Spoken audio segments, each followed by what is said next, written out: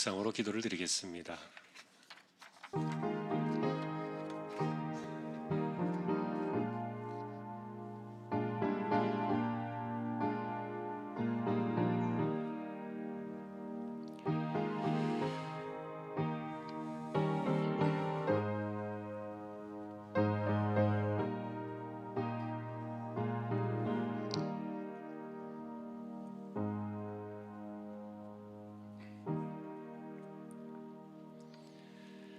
너희는 믿음 안에 있는가? 너희 자신을 시험하고 너희 자신을 확증하라. 예수 그리스도께서 너희 안에 계신 줄을 너희가 스스로 알지 못하느냐? 그렇지 않으면 너희는 버림받은 자니라. 아멘. 하나님을 예배합니다. 이 시간도 저희들을 세워주셨습니다. 부족한 종들을 하나님께서 기억해 주시고 붙들어 두시고 성령께서 예배를 주장하여 주옵소서. 하나님 영광을 받으시옵소서. 존귀하신 예수 그리스도의 이름으로 기도하옵나이다. 아멘. 찬송가 91장입니다.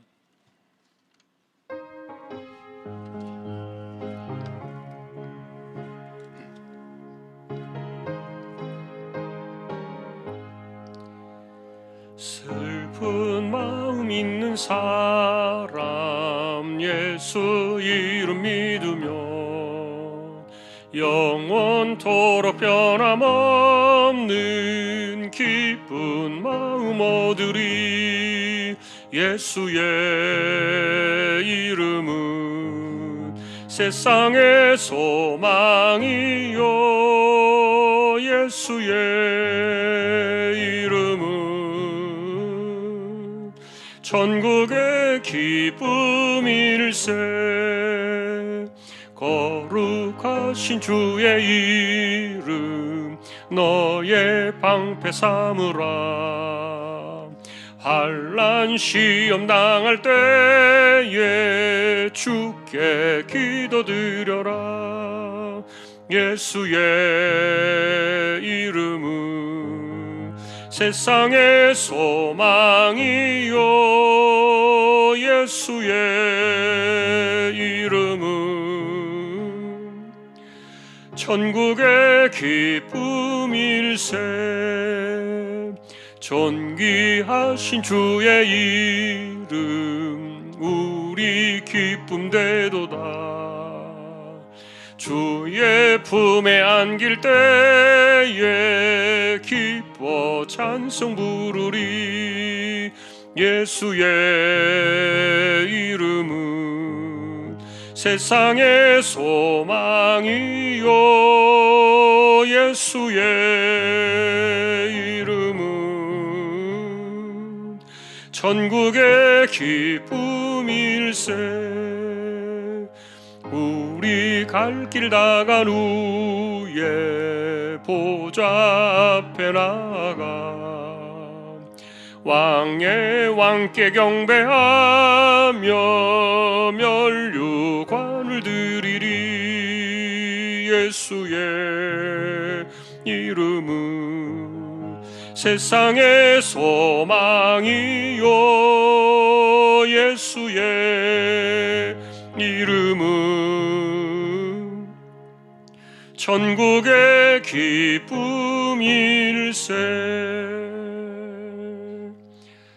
강성희 집사님 기도하시겠습니다. 우리 주 예수 그리스도의 아버지 하나님을 찬양합니다. 그의 많으신 긍휼대로 예수 그리스도를 죽음에서 부활하게 하심으로 우리를 거듭나게 하사 산 소망이 있게 하시며 썩지 않고 더럽지 않고 쇠하지 않는 유업을 있게 하시니 감사합니다. 우리를 예배자로 불러주시고 우리의 예배를 기쁘게 받아주심을 믿고 감사합니다. 하나님의 그 놀라우신 사랑 가운데 늘 하나님의 보호하심과 지키심 가운데 우리가 살고 있음을 감사합니다. 그러나 우리는 주님이 불렀을 때 듣기 싫어하였고 주님이 손을 폈을 때 돌아보지 아니하였고 주님이 이끄시는 대로 순종하며 사는 것이 아니라 우리 눈에 보기 좋을 대로 우리의 마음이 이끄는 대로 살았음을 고백합니다. 주님의 궁일하심과 자비하심으로 우리의 죄와 허물을 용서하여 주옵시고 주님이 불렀을 때 듣기를 기뻐하며 주님이 손을 폈을 때 돌아보며 주님이 이끄시는 대로 순종하며 사는 우리 주왕의 모든 가족들이 다 되게 하여 주시옵소서. 주님의 이름이 있고 주님의 마음과 눈길이 있는 우리 교회를 성령님께서 함께하여 주사 육신의 질병으로 고통당하는 지체들을 위로하여 주옵시고 치료하여 주옵시며 마음이 상한 자들을 하나님의 놀라우신 사랑과 은혜로 위로하시며 하나님의 교회의 모든 쓸 것들을 채워주시고 또 우리 성도들의 가정의 모든 쓸 것들을 채워주셔서 이 어려운 시기를 잘 지나가게 하여 주시옵소서. 특별히 우리 주왕의 다음 세대들에게 지혜와 계시의 영을 부어주사 하나님을 더 깊이 알게 하여 주옵시고 하나님의 부르심의 소망이 어떠한지 깨달아 아는 귀하고 복된 자녀들이 다 되게 하여 주옵소서. 여름 성경학교와 수련회 위에 은혜를 더하여 주셔서 하나님 우리 주왕의 다음 세대들이 인격적으로 주님을 만나는 귀한 시간이 되게 하여 주옵소서. 여름 성경학교와 수련회를 위해 기도로 준비하는 교육자분들과 선생님들에게 하나님의 놀라우신 기쁨과 은혜가 충만하게 하시며 또 영혼을 사랑하는 마음을 주셔서 이 수련회를 잘 준비하여서 하나님께 영광 돌릴 수 있게 하여 주시옵소서. 하나님 부름받아 나선 우리 선교사님과 또 우리 세우신 김포 주왕교회에 하나님의 이루하심과 기쁨이 넘쳐나게 하여 주옵시고 주신 가정을 잘 세워나가게 하여 주옵시며 하나님께서 은혜 위에 은혜를 더하여 주셔서 영육이 강건하여서 하나님 나라를 확장하며 또 결실의 은혜를 누리며 살아갈 수 있도록 은혜를 더하여 주옵소서. 우리가 말씀 앞에 있습니다. 말씀 듣기를 원합니다. 하나님 세우신 주의 종에게 영감을 더하여 주셔서 하나님의 말씀을 증거할 때 놀라운 역사가 일어나게 하여 주옵시고 주신 사명을 잘 감당하도록 육체의 건강함을 허락하여 주옵시며 날마다 성령의 감동을 받아 하나님 말씀 전하게 하여 주옵소서. 하나님 듣는 저희들은 듣고 잊어버린 자가 아니라 행하는 자가 되게 하여 주옵시고 하나님께서 우리에게 무엇라 말씀하신지 하나님 오늘 본문을 통하여서 주시는 말씀 잘 듣고 또 순종하며 나가게 하여 주옵소서. 하나님의 선하시고 기뻐하신 온전한 뜻을 이루어 나가는 우리 모두가 되게 하여 주심을 믿고 하나님 홀로 영광 받아주심을 감사드리며 예수 그리스도 이름으로 기도드리옵나이다.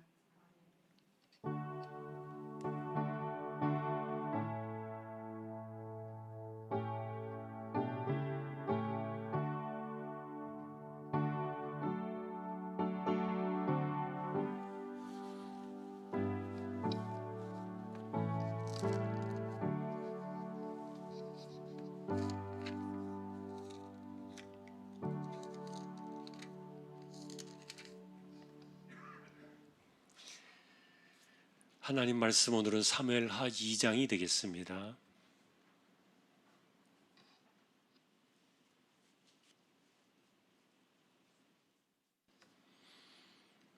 사무엘하 2장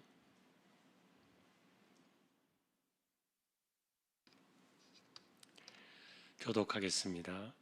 그 후에 다윗이 여호와께 여쭈어 아뢰되 내가 유다 한 성부로 올라가리이까 여호와께서 이르시되 올라가라. 다윗이 아뢰되 어디로 가리이까 이르시되 헤브론으로 갈지니라.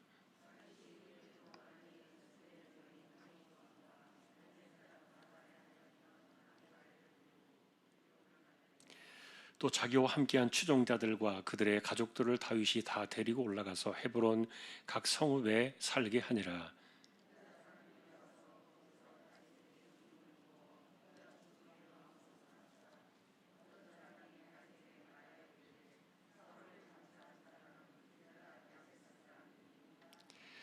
다윗이 길르앗 야벳 사람들에게 전령들을 보내 그들에게 이르되 너희가 너희 주 사울에게 이처럼 은혜를 베풀어 그를 장사하였으니 여호와께 복을 받을지어다.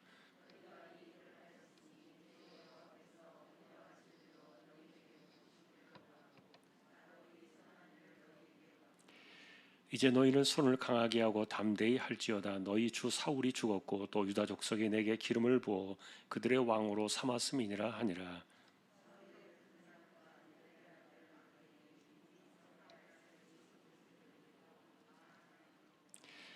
길앗과 아술과 이스라엘과 에브라임과 베냐민과 온 이스라엘의 왕으로 삼았더라.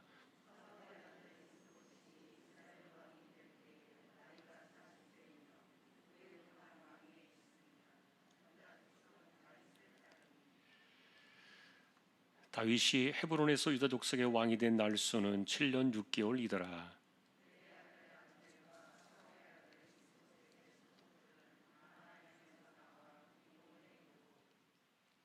스루의 아들 요압과 다윗의 신복들도 나와 기브온 목가에서 그들을 만나 함께 앉으니 이는 못 이쪽이요 그는 못 저쪽이라.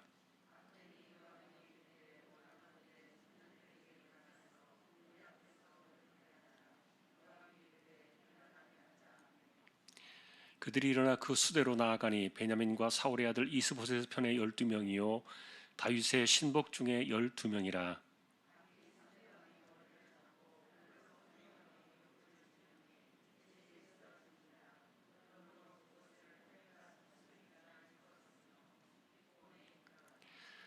그날의 싸움이 심히 맹렬하더니 아브넬과 이스라엘 사람들이 다윗의 신복들 앞에서 패하니라.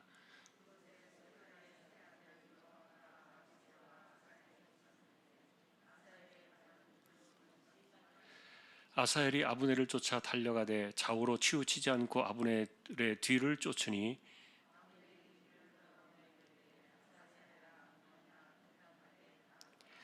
아브넬이 그에게 이르되 너는 왼쪽으로나 오른쪽으로나 가서 청년 하나를 붙잡아 그의 군복을 빼앗으라 하되 아사엘이 그렇게 하기를 원하지 아니하고 그의 뒤를 쫓음에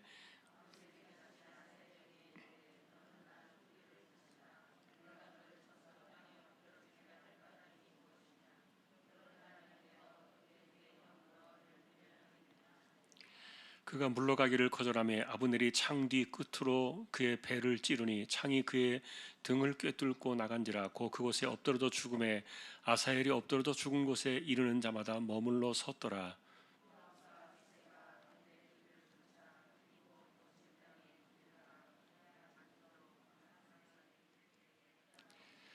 베냐민 족속은 함께 모여 아브넬을 따라 한 무리를 이루고 작은 산 꼭대기에 섰더라.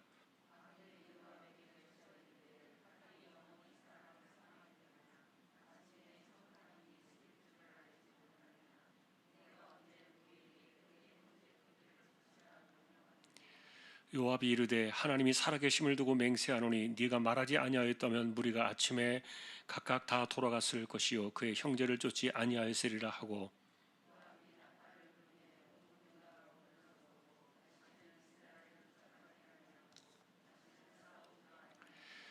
아브넬과 그의 부하들이 밤새도록 걸어서 아라바를 지나 요단을 건너 비두론 온 땅을 지나 마하나임에 이르니라.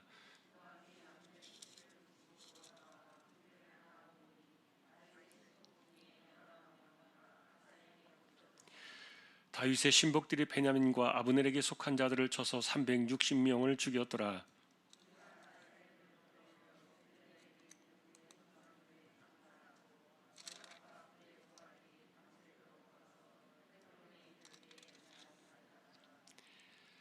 아멘. 교회 소식은 주보를 보아주시면 되겠습니다. 이제 구구역 찬양으로 영광을 돌리겠습니다.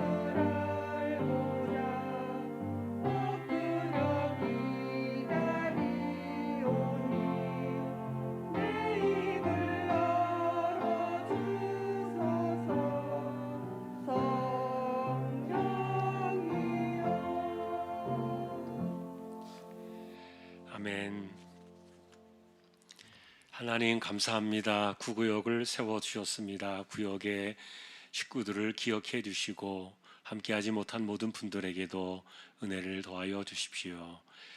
이 세대를 잘 이겨나가는 믿음의 식구들 되기를 원합니다. 말씀을 상고하려고 합니다. 부족한 총과 저희 모두에게 하나님께서 말씀으로 임재하여 주십시오. 존귀하신 예수님의 이름으로 기도합니다. 아멘.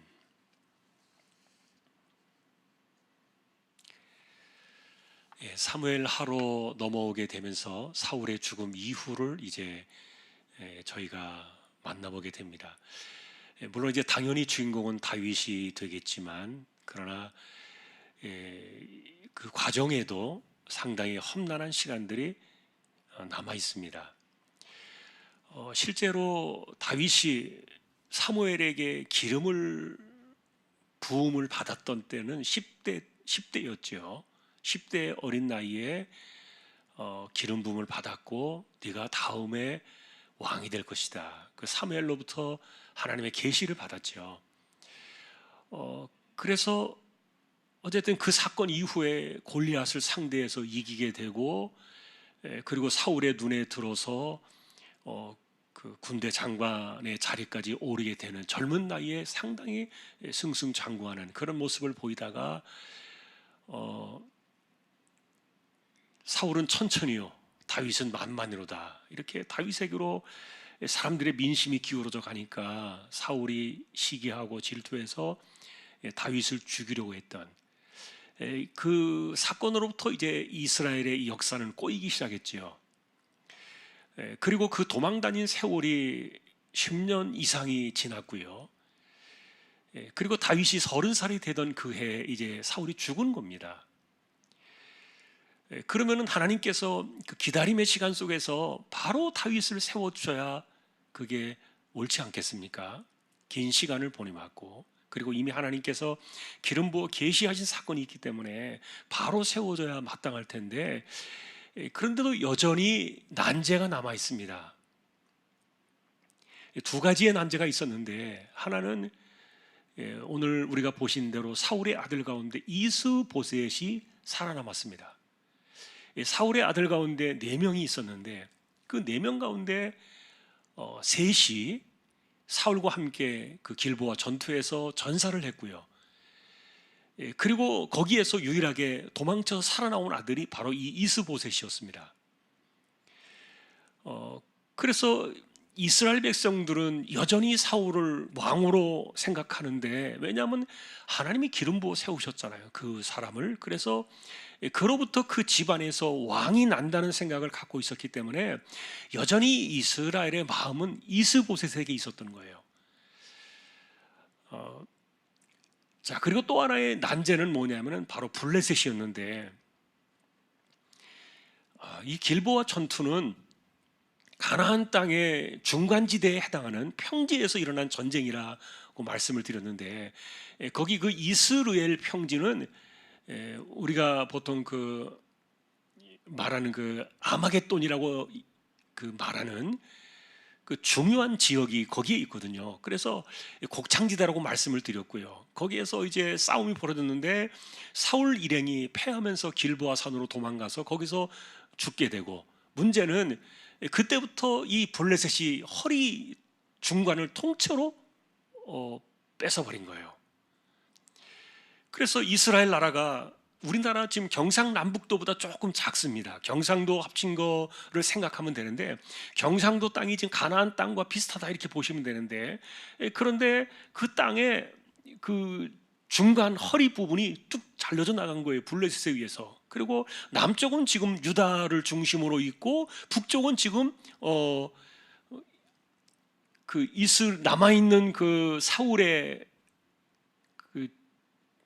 그 가족을 따라가는 세력들이 있는데 그런데 그것도 오늘 보니까 이들이 근거지를 삼았던 것은 요단 동편 마하나임이에요. 여러분 마하나임 그러면은 그 이름이 좀 유명하죠. 어디서 기억이 납니까? 야곱에게서 이름을 여러분이 들었을 거예요. 야곱이 그 밧단 아람에서 돌아올 때 가나안 땅으로 들어올 때 그 형 에서와의 사건이 지나고 나서 그 다음에 하나님께서 에서와의 사건이 아니라 그 딸 디나 사건 이후에 하나님께서 보여주신 그 여호와의 그 군대 장관들이라고 할까요? 그게 마하나임 아닙니까? 근데 그 땅이 이게 요단 동편에 있었어요. 가나안 본진 안에 있는 게 아니라 요단 동편 쪽에 있었는데 지금 보니까 남아있는 그 사울의 일행들이 가나안 땅 본진 안에 자리를 잡지 못하는 거예요. 왜냐하면 그 허리를 뚝 잘려나가서 블레셋에게 빼앗겼을 뿐만 아니라 그 북쪽도 사실은 방어하는 것이 굉장히 어려웠던 것 같아요. 그래서 지금 이들의 그 전세가 많이 기울어진 상태에서 요단강 동편 쪽으로 피신해서 마하나임에 근거를 두고 있었던 겁니다. 그 마하나임 근처에는 사울의 시신을 수습해 주었던 길르앗 야벳 사람들이 멀지 않은 곳에 있습니다. 이런 상태로 이제 있는데, 그래서 이 다윗의 입장에서는 비록 사울이 세상을 떠났지만 그러나 이스보셋을 해결해야 되는 문제가 남아있고, 사실 이것이 가장 큰 문제였죠. 그리고 또 하나의 큰 문제는 바로 블레셋이었는데, 이 블레셋은 사실 만일에 다윗을 계속해서 공격을 하거나, 다윗이 지금 자기들을 배신하고 다시 이스라엘로 돌아가 버렸잖아요. 그래서 그것을 그 명분을 삼아 가지고 다윗을 칠 수도 있었는데, 그런데 블레셋이 치지 않는 거예요. 왜냐하면은 싸움을 부추기는 겁니다. 다윗하고 이스라엘 남은 그 집하고 서로 싸우도록 블레셋은 가만히 앉아가지고 구경하면서 떡만 얻어먹겠다는 거예요. 이런 상태로 내버려두고 있었던 그런 혼란의 상황이 이 전쟁 끝에 이제 찾아온 겁니다. 그래서 이런 과정들 속에서 우리가 좀 주목해 보고 싶은 것은, 이제 이후의 성경도 마찬가지입니다만, 어쨌든 다윗이 조급하지 않았다는 거예요. 굉장히 마음이 급할 수도 있잖아요.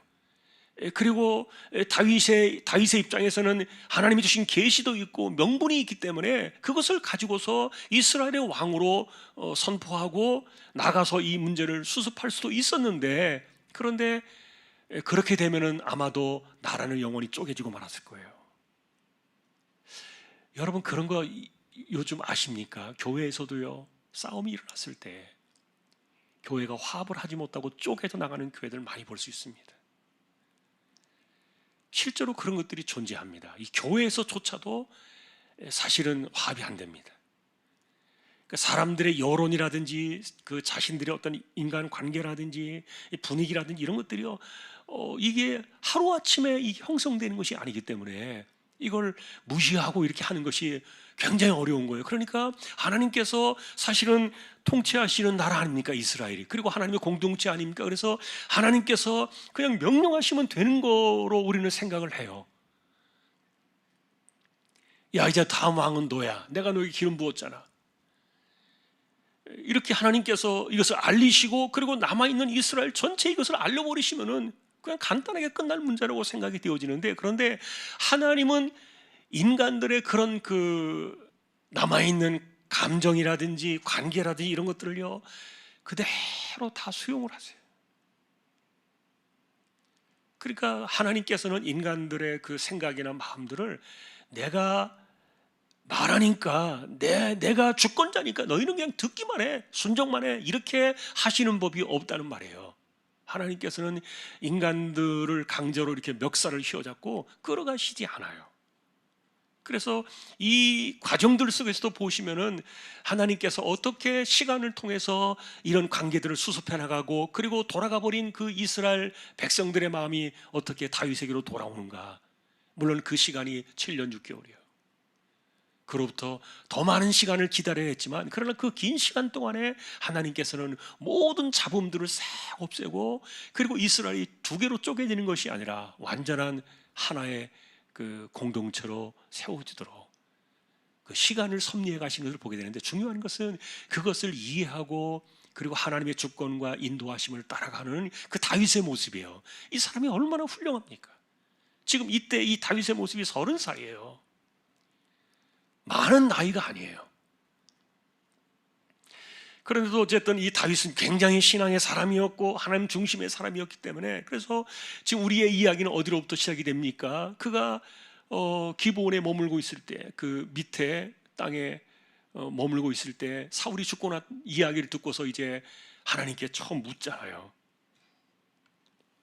2장 1절에 보시면은 다윗이 하나님께 여쭈었다 그렇게 말합니다.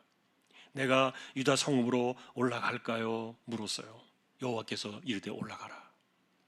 또 그럼 내가 어디로 올라가면 좋겠습니까? 헤브론으로 가라. 사실 이 헤브론은 그 당시에 그 다윗이 있던 그곳에서 멀지 않은 유다 거의 남방 끝자락에 있던 땅이에요. 헤브론이 굉장히 유명한 이름을 가졌던 것은 아브라함이 있었던 때 이름이라서 그래요. 아브라함이 거기 많이 살았기 때문에 헤브론의 이름이 있는데, 사실 거기는 굉장히 척박한 땅이에요, 헤브론은.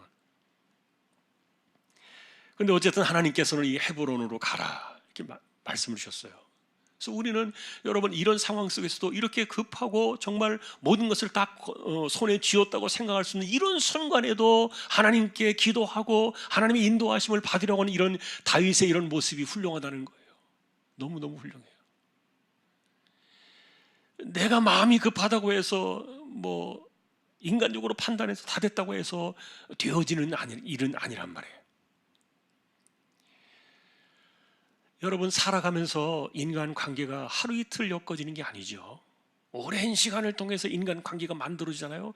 그 만들어진 인간관계가요, 세상 어느 나라인지 똑같아요. 사람들은 이것을 하루아침에 무자르듯이 끊어낼 수 없어요. 굉장히 힘들어요. 그 말은 뭐냐면은 사울을 통해서 벌써 왕의 자리에 있었는지 20년이 넘었거든요.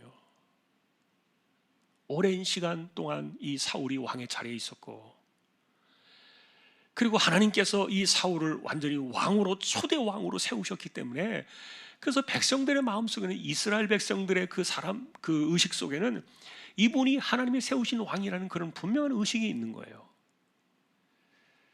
자, 그런데 이제 이것을 수습한 사람이 누구냐 하면은 아브넬입니다. 이 아브넬이라는 사람은 사실 그 사울 왕의 숙부의 아들이에요. 그러니까 사울 왕하고는 사촌지간이에요. 사촌지간이기 때문에, 그래서 이 사울 곁에서 그 가장 중요한 이 군대 장관의 역할을 오래 했는데, 이 아브넬은 굉장히 존경을 많이 받았어요. 그 당시에 사울 밑에 있을 때도 이스라엘 백성들에게서 이 아브넬은 상당히 존경받고 그런 사람이었기 때문에, 이 다윗은요, 이 아브넬을 자기 편으로 만들려고 굉장히 애를 많이 썼어요. 나중에 왕이 될 때도 이 아브넬을 끌어들이려고 굉장히 애를 많이 썼는데, 그런데 어쨌든 이 흐트러진, 이 북쪽에 흩어진 백성들을 수습한 사람이 바로 아브넬이었습니다. 이 사람이 길보아 전투에서 패하고 난 이후에 급하게 북쪽으로 올라가서 마하나임 요단 동편에 자리를 잡고 거기에서 살아나온 이스보셋을 왕으로 선포하고 백성들의 마음을 모았던 거예요. 자, 그런데 아까도 말했던 것처럼 이 허리가 끊어졌기 때문에 이게 다행인 거죠. 한편으로 다행인 것은, 남쪽에 이 끊어진 이 남쪽 중심에 있었던 유다 지파는 이 북쪽에서 이스보셋을 중심으로 움직여가고 있는 그런 것에 큰 영향을 받지 않았던 거예요. 그래서 하나님께서 이런 그 당시에 이런 그 정치적인 상황들까지 다 간섭하시고 계신 것이 아닌가 이렇게도 보여지는데, 어쨌든 왜냐하면은 그 당시에 유다 지파 사람들, 대부분의 사람들도요, 사울이 왕이라고 생각을 했거든요. 그러니 이 마음과 생각을 지운다는 게 얼마나 어렵겠습니까? 더군다나 이스보셋이 다음 왕위로 세워졌다라는 그 소식을 만일에 정상적인 상태에서 들었다면 유다 사람들도, 많은 사람들이 그를 따라갔을 거예요. 그런데 지금은 이렇게 허리가 딱 잘려가지고 유다 지파는 고립된 상태이기 때문에 그쪽을 함께 이렇게 움직여갈 수가 없는 거예요. 요즘처럼 뭐 전화가 있는 시대도 아니니까요. 자, 그런데 이제 지난번에 우리가, 여러분, 다윗이 블레셋을 따라가지고 이 전쟁터에 갈까 말까 이렇게 하던 그 여파가 있을 때, 다윗이 그 당시에 그 왕 누구였죠? 그 블레셋 왕 아기스였나요? 이게 아기스의 그 적극적인 그 신뢰 때문에 다윗 그 일행이 정말 이 곤궁을 피했다 그랬죠. 그래서 전쟁에도 안 갈 수 있었고 또 이스라엘을 대적하지 않을 수도 있었던 그런 곤란한 상황을 피해 가지고 다시 집으로 돌아왔는데, 그런데 비어 있었던 그 3일 사이에 집이 다 불태워져 말았잖아요. 그때 우리가 그 사건을 보았죠. 불과 며칠 전의 사건이에요. 그게 아말렉에 의해서 막 침탈을 당해가지고 다 불태워지고 가족들 다 끌려가고 재산 다 빼앗기고 그랬잖아요. 그런데 그것이 도리어 전화위복이 되었다. 그래서 다윗이 200명은 피곤해서 못 가는 200명은 남겨놓고 400명만 데리고 강을 건너서 그 사막을 지나가는데 하나님께서 애굽 그 낙오된 청년 하나를 남겨놓으셔가지고 그 사람을 통해서 쫓아가가지고 밤새도록 술 취해서 정신이 없는 그 아말렉을 다 죽여버리고 거의 그들을 진멸하고 그 재산을 끌어모았잖아요. 그때 우리가 그 재산을 어떻게 했는지 기억나실 겁니다. 전쟁에 참여하지 않았던 200명에게는 주지 말자 그럴 때 다윗이 아니다, 다 줘야 된다. 그래서 함께 다 나누어주고 그러고도 남은 그 재산을 어떻게 했습니까? 그때 유다지파에 보냈던 거예요. 그런데 그 유다지파에게 보냈던 그 남은 그 전리품들을 보낸 것에 대한 고마움을 유다지파가 갖고 있어요. 같은 지파이기 때문에 다윗을 무조건 왕으로 세운 것이 아닙니다. 이런 그 좋은 것들이 영향을 미친 거예요. 그러니까 다윗이 자기가 넉넉할 때 그것을 다 자기가 가질 수도 있습니다. 왜냐하면 자기가 목숨 걸고 찾아온 거니까. 그건 내 거니까. 그러나 다윗은 그렇게 하지 않고 그것을 유다 지파에 그냥 다 거저 나눠준 거예요. 그것이 다 이렇게 돌아온 겁니다. 백성들, 유다 사람들의 마음속에 다윗에 대한 고마움이 있는 거예요. 이 사람은 우리가 믿고 맡기면은 자기 혼자 먹을 사람이 아니다. 좋은 인식들이 퍼져 있는 거예요. 더군다나 다윗이 블레셋에서 오랫동안 있었던 것을 이들이 알고 있거든요. 그러니까 지금 제일 골치 아픈 사람들이 블레셋인데 블레셋과 소통할 수 있는 사람은 다윗밖에 없다, 이렇게 여긴 거예요. 그러니까 여러 가지 좋은 점들이 많아요. 이전에 다윗은 만만이로다 그 노래를 불렀던 당사자이기도 하고, 직접적으로 눈에 보니까 이렇게 자기 혼자 다 갖지 않고 나눠도 갖고, 이런 거 여러 가지 내용들이 작동을 해서 유다가 자기들끼리 다윗만을 왕으로 세운 거예요. 그런데 어쨌든 여기에는 중간이 끊어진 그 사건 때문에 이것이 가능했다. 자, 그리고 나서 이제 오늘 우리가 보신 것은 이제 전쟁이 일어난 겁니다. 내전이죠.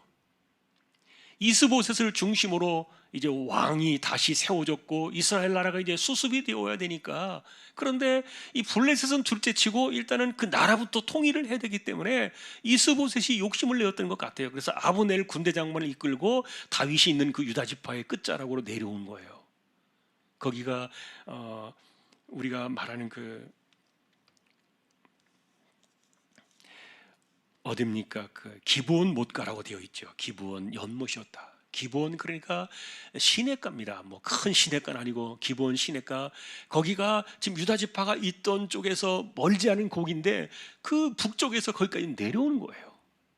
아브넬이 군대를 이끌고 다윗을 제압하고 이스라엘을 통합하려고 데리고 온 겁니다. 그리고 어떻게 해요? 다윗도 방어하기 위해 사람을 보내야 되잖아요. 그래서 이제 이렇게 맞서서 싸우게 되는데, 그런데 사실 이날의 전쟁이 왜 중요한가 하면은 하나님께서 누구에게 이 다음 왕위에 대한 그 주권을 넘겨주실 것인가에 대한 판가름을 낼 수 있는 중대한 분수령이 돼요. 이게 아마도 사람들은 그 생각을 했을 거예요. 여기서 이기는 사람이, 오늘 이 기브온 전쟁에서 이기는 사람이 다음 왕이 될 것이다. 하나님께서 누군가에게 손을 들어주실 것이다. 이 사람들은 이제 그것이 그 신앙의 관점이었기 때문에, 그래서 다 그런 생각을 가지고 왔겠죠. 그래서 처음에는 막 같은 형제끼리 칼을 들고 싸우면은 피를 많이 흘려야 되니까 그러지 말고 우리 대표자만 보내자. 그래서 12명씩 나왔어요. 처음에는 12명씩 나와서 거기서 12명이 24명이 서로 상대해서 싸운 거예요. 그런데 이 사람들이 다 죽었어요. 24명이.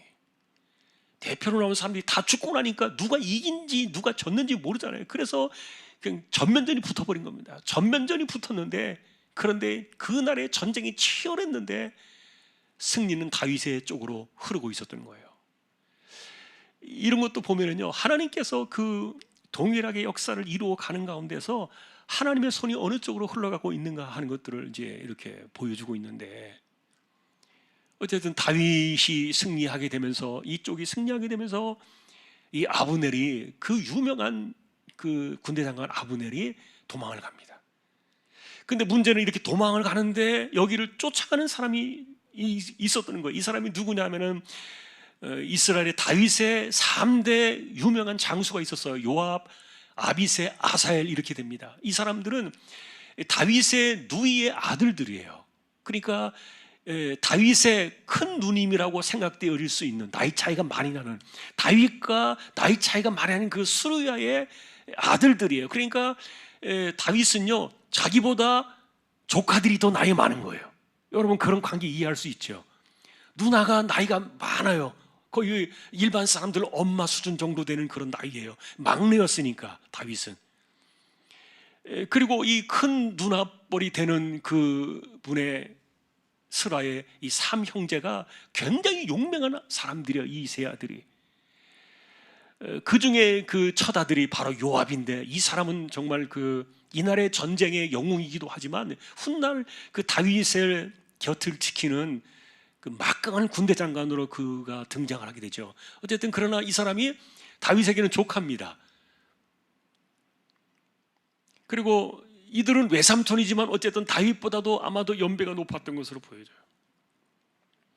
그런데 그 가운데 이 막내였던 이 아사엘, 이 삼형제 가운데 하나인 이 아사엘이 굉장히 이 사람이 성격도 급하고 날래기도 하고 막 그냥 모든 일에 이렇게 처리가 빠른 사람인데, 요압 장군의 말을 듣지 않고 도망가고 있는 아브넬을 혼자 쫓아가는 거예요. 혼자. 그런데 실제로 그 군대 장관 아브넬의 상대가 되지 않아요. 이 사람은 이제는 이 사람을 햇병아리고, 그리고 아브넬은 전쟁터에서 잔뼈가 굵은 사람이에요. 이 사람을 상대할 수가 없는데, 그런데 그 전공에 대한 욕심이 있어가지고 이 아사엘이 끝까지 막 쫓아가는 거예요. 그때 아브넬이 이야기했습니다. 나 쫓아오지 마라. 너는 내 상대가 안 된다. 그 대신에 다른 이 병사들의 그 군복이라도 벗겨가지고 가라. 그럼 네가 쫓아온 것에 대한 그 창피는 당하지 않으니까 그렇게 하라. 그 방법까지 알려주었어요. 그런데도 이 아사엘이 포기하지 않고 아브넬을 쫓아가니까 결국은 그의 칼에, 그의 창에 찔려 죽고 말았어요. 그 아사엘이 쫓아가다가 길바닥에 널브러져 죽고 말았던 거죠. 그러니까 쫓아오던 이스라엘 그 다윗의 군대가 아사엘이 죽은 것을 보고 거기에 멈춰 선 거예요. 거기에서 이제 다시 이렇게 진영을 갖추고서 맞서게 되는데, 그때 이제 아브넬이 휴전을 선언한 겁니다. 요압에게. 우리가 형제끼리 이렇게 피를 많이 흘려야 되겠느냐, 전쟁을 멈추자. 휴전을 선언했는데 요압이 그 이야기를 들어요. 요압 역시 그 이야기를, 휴전의 이야기를 받아들여서 이날 전쟁을 끝내고, 이렇게 끝내고 다 돌아가는 거예요.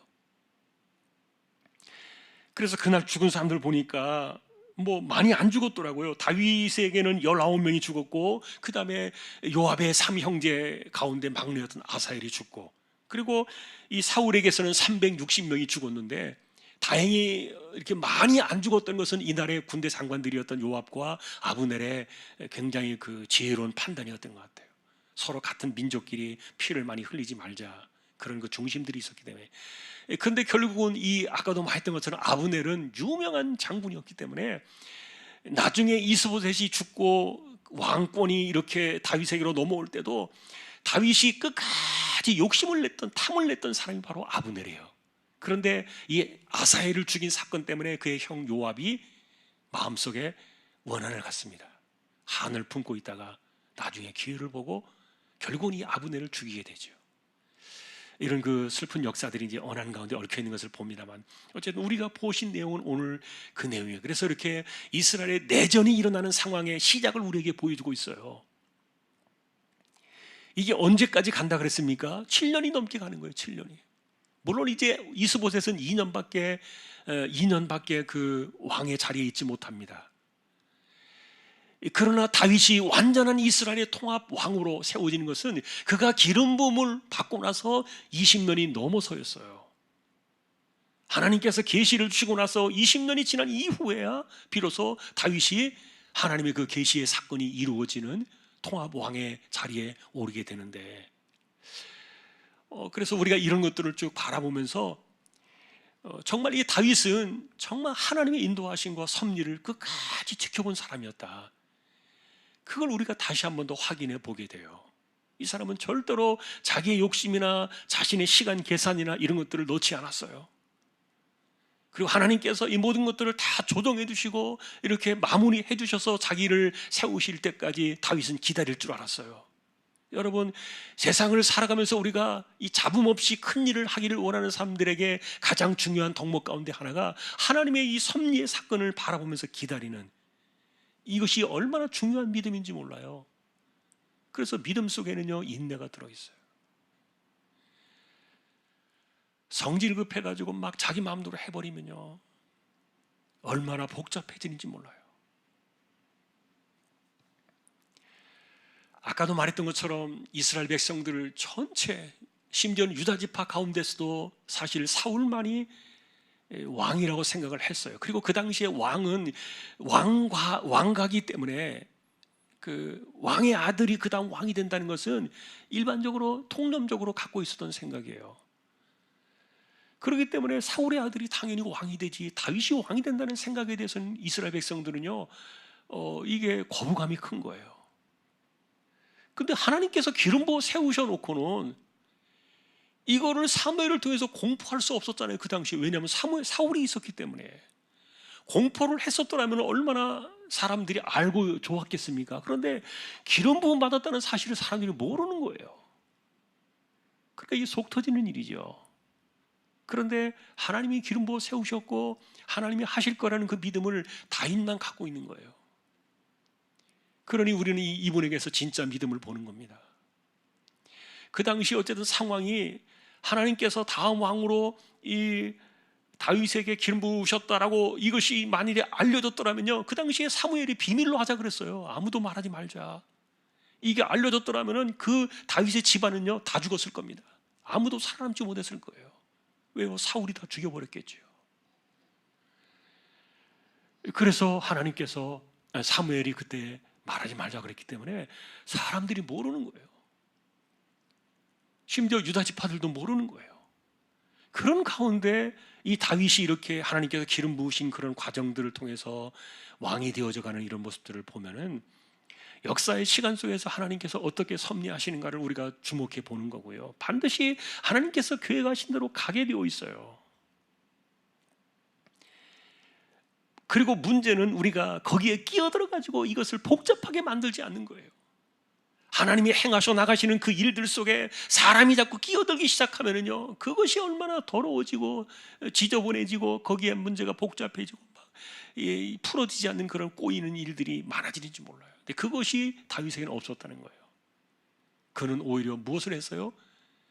지금까지 기다린 세월도 10년이 훨씬 넘었지만 그러나 내가 앞으로 10년 더 못 기다리겠느냐.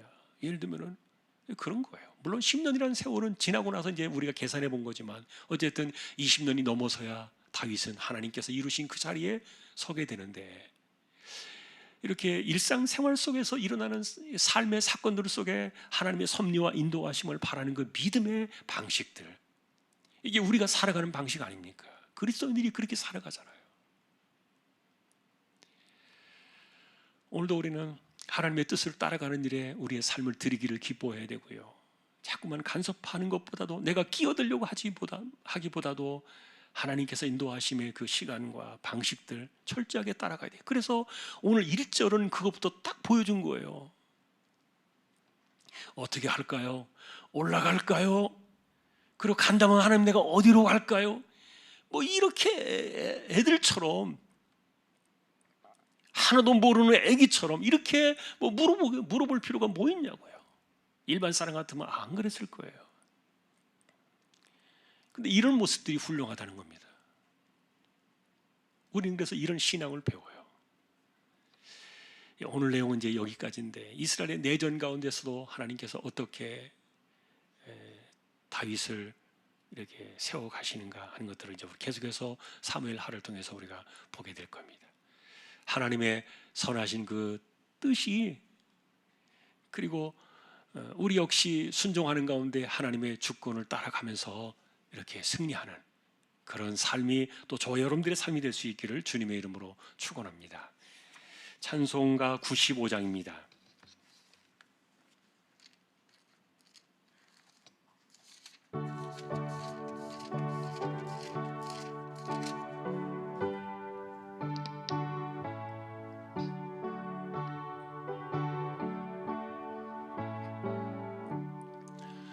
나의 기쁨 나의 소망 되시며 나의 생명이 되신 주, 밤낮 불러서 찬송을 드려도 늘 하신 마음뿐일세.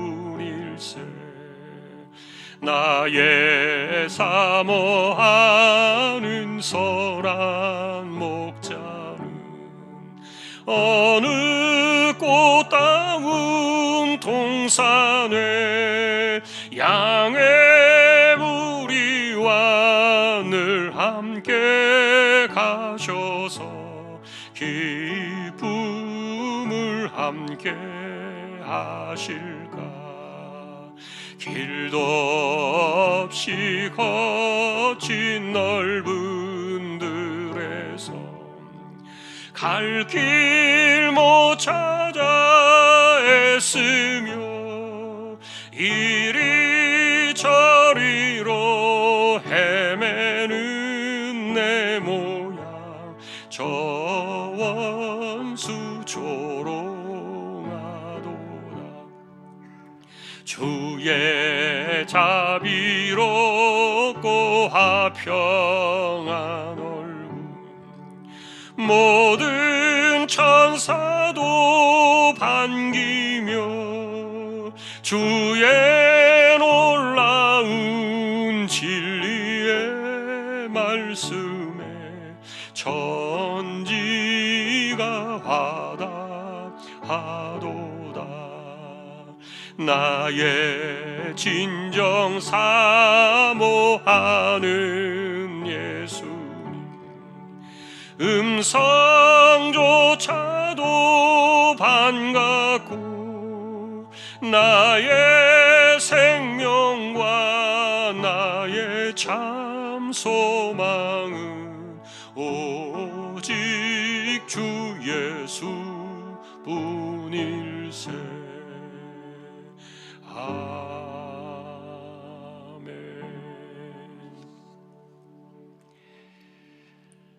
하나님, 오늘도 저희가 다윗을 따라가며 그를 통해 역사하셨던 하나님의 섭리를 생각합니다.